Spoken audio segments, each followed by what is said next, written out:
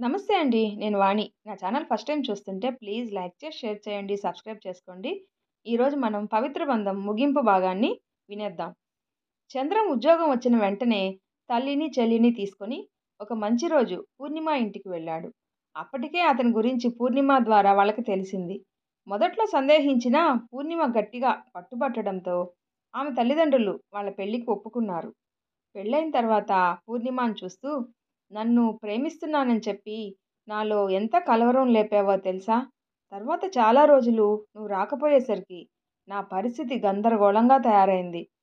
నీకు పెళ్ళైపోయి ఉంటుందని ఊహించుకొని ఎంతో బాధపడేవాణ్ణి అంటూ మనసులో మాట చెప్పాడు. దానికి పూర్ణిమ చంద్రుడు లేని పున్నమి ఉంటుందా అంటూ అతని గుండెలో తలదాచుకుంది. మధురమైన ఆలోచనల నుండి బయటపడి చూస్తే అప్పుడే 5 గంటలవుతుంది. వెండి త్వరగా లేపమన్నదని గుర్తుకు వచ్చింది.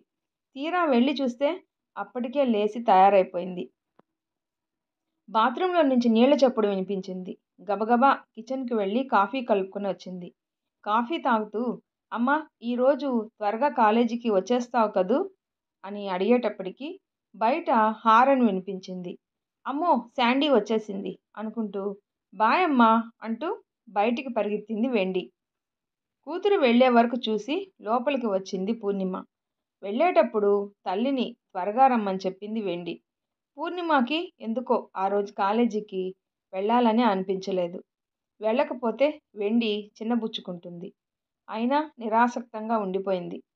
చంద్రం లెగిసే టైం అవడంతో తమ బెడ్రూమ్కి వెళ్ళి భర్త కాలకృత్యాలు తీర్చుకోవడంలో సాయం చేసి వంటగది వైపు అడుగులు వేసింది. అక్కడ వంట మనిషి అన్నీ సిద్ధం చేసి ఉంచింది. టేబుల్ మీద అన్నీ సర్దమని చెప్పేటప్పటికి చంద్రం టిఫిన్ చేయటానికి వచ్చేశాడు. పూర్ణిమ ఇంకా కాలేజీకి తయారవ్వకపోవడం అతనికి చాలా ఆశ్చర్యం కలిగించింది. పూర్ణిమ ఒంట్లో బాగోలేదా అని అడిగాడు. బాగానే ఉందండి. అయితే మరి కాలేజీకి తయారవ్వలేదే? ఏమో, ఈరోజు వెళ్ళాలని లేదు. ఎందుకో పాత రోజులు గుర్తుకు వస్తున్నాయి. మీరు కూడా సెలవు తీసుకోవచ్చు కదా అని అడిగింది. చాలా ఆశ్చర్యంగా అనిపించింది చంద్రానికి. ఎప్పుడూ సెలవు పెట్టదు పూర్ణిమ. అలాంటిది వెండికి ఎంతో ముఖ్యమైన ఈరోజు ఎలా వెళ్లకుండా ఉంటుంది?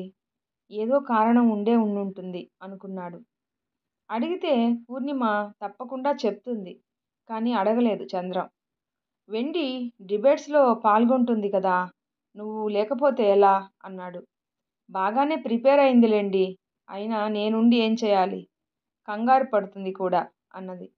అతనికి భార్యతో సరదాగా గడపాలని, పాత జ్ఞాపకాలు నెమరు వేసుకోవాలని ఎంతగానో ఉంది.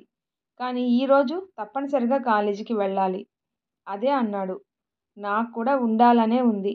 కానీ ఈరోజు పీహెచ్డీ స్టూడెంట్స్ను కలుస్తాను అన్నాను. థీసిస్ సమర్పించే టైం దగ్గర పడుతుంది. ఇప్పుడు క్యాన్సిల్ చేస్తే వాళ్ళు బాధపడతారు అంటూ తన నిస్సహాయతను తెలియజేశాడు.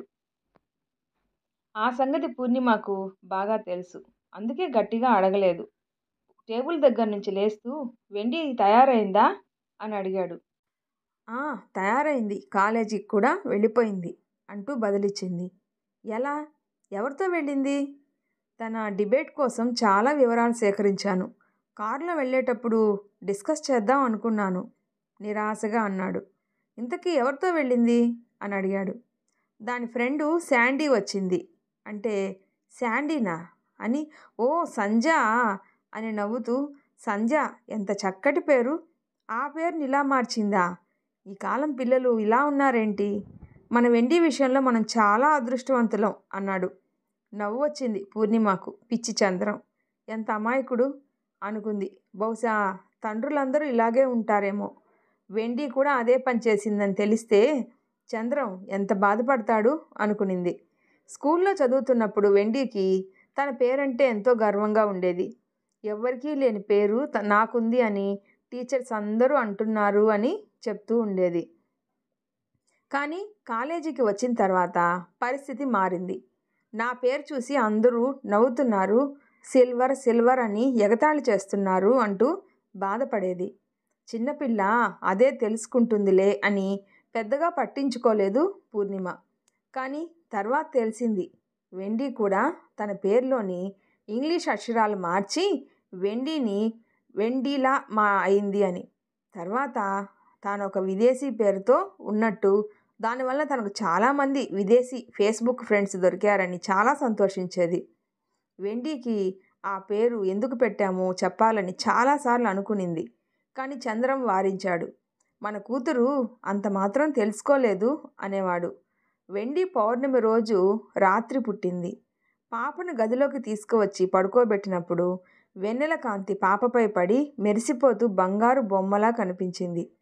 అది చూసిన చంద్రం పాపను ఒళ్ళో కూర్చోబెట్టుకొని వెండి వెన్నెల అన్నాడు. ఏంటి పేరా? నవ్వుతూ అన్న పూర్ణిమతో, చంద్రుడు పౌర్ణమి కలిసినప్పుడే కదా వెండి వెన్నెల పుట్టేది అన్నాడు.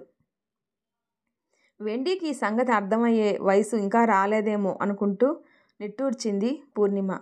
కాలేజీకి వెళ్ళిన వెండి తల్లి కోసం ఎదురు చూసింది. తల్లి సెలవు పెట్టింది అని తెలిసి కంగారు పడింది.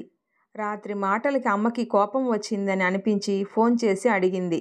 ఏం లేదు వెండి, కొద్దిగా నీరసంగా ఉంది, ఆల్ ది బెస్ట్ అని చెప్పి ఫోన్ పెట్టేసింది. పూర్ణిమ వెండికి ఎలాగో అనిపించింది.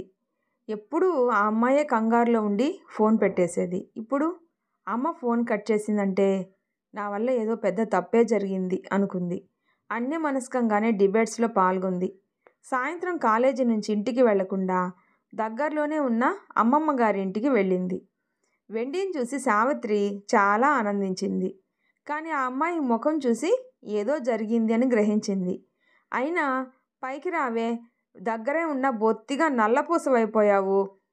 రాగానే అమ్మమ్మను వాటేసుకొని అమ్మకు నా మీద కోపం వచ్చింది అంటూ బావురుమంది. మీ అమ్మకా నీ మీద కోపం వచ్చిందా? నేను నమ్మను. అసలు ఏం జరిగిందో చెప్పు అంటూ అడిగింది. దాంతో రాత్రి జరిగిన సంగతి చెప్పింది. ఆలోచనలో పడింది సావిత్రి. నిజమే, తనని ఎవరైనా ఏమైనా అంటే సహిస్తుంది. కానీ చంద్రాన్ని ఎవరైనా కించపరిస్తే భరించలేదు పూర్ణిమ. అదే మాట మనవరాలికి చెప్పింది. నీకు అసలు వాళ్ళ అనుబంధం గురించి ఏం తెలుసు? ఇదిగో ఈ పుస్తకం చదువు. అందులో మీ అమ్మ తన జీవితం గురించి అంతా అంటే నువ్వు పుట్టే వరకు రాసుకుంది అంటూ ఒక డైరీ అందించింది. అంతలోనే నీకోసం మీ అమ్మ కంగారు పడుతుంది అంటూ ఫోన్ చేయడానికి లేచింది. అప్పుడే పూర్ణిమ నుంచి ఫోన్ వచ్చింది. వెండి ఇక్కడే ఉందే, కొంచెం సేపు ఉండని, నేను పంపిస్తానులే అని సర్ది చెప్పింది. అప్పటికే వెండి పుస్తకం చదవడంలో మునిగిపోయింది. పాలు వేడి చేసి తీసుకువచ్చిస్తే అందుకుంటూ, అమ్మమ్మ నేనిప్పుడే అమ్మా నాన్నలను కలవాలి అంటూ బయలుదేరబోయింది. పాలు తాగి వెళ్ళవే, అయినా నువ్వు ఇంటికి రాలేదని మీ అమ్మా నాన్న వస్తారులే. పాలు తాగుతూ, అమ్మమ్మ నాకు ఈ సంగతులన్నీ ఎందుకు చెప్పలేదు అంటూ నిలదీసింది. అయ్యో నాన్నను ఎంత మాట అన్నాను. జరిగిన ప్రమాదానికి కృంగిపోకుండా మొక్కవోని దీక్షతో నాన్న ఎంత సాధించారు. దానికి అమ్మ ఎంతగా సహకరించింది. వాళ్ళ ప్రేమ చాలా గొప్పది. నా పేరు కూడా ఎంత చక్కగా పెట్టారు. ఆ పేరు గురించి అమ్మని ఎంత బాధ పెట్టాను. నా ఉద్దేశం తెలిస్తే నాన్న మనసు ఎంత కష్టపెట్టుకుంటారు. ఈ తరం వాళ్ళము ఎంత అజ్ఞానంగా ప్రవర్తిస్తున్నాం.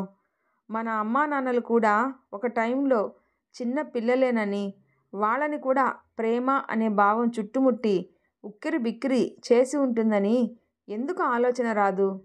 మనల్ని మన తల్లిదండ్రుల కన్నా ఎవరు బాగా అర్థం చేసుకుంటారు? పశ్చాత్తాపంతో ఆ అమ్మాయి గుండెల్లో నుంచి కన్నీరు పైకి ఉబికి వచ్చింది. కన్నీటి పొరల మధ్య అమ్మా నాన్న వస్తూ కనిపించారు. అంతే, ఒక్కసారిగా లేచి వాళ్ళని చుట్టేసుకుంది. వెండి ఏంటమ్మా అంటూ ఇద్దరు కంగారు పడ్డారు. అమ్మా నాన్న, మీ పవిత్రమైన ప్రేమ సాక్షిగా చెప్తున్నాను, నేనెప్పటికీ మీ వెండి వెన్నెలనే అంటూ వాళ్ళ ఒళ్ళో తలదాచుకుంది. పూర్ణిమకు మనసంతా ఆనందంతో నిండిపోయింది. పొద్దున్నుంచి పడిన మానసిక సంఘర్షణ నుంచి బయటపడిన ఆమె ముఖం నిజంగానే పున్నమిలాగా ఉంది. ఒకవైపు భర్త, మరొక వైపు కూతురు నడుస్తుండగా తేలిక పడ్డ మనసుతో ఇంటి వైపు అడుగులు వేసింది.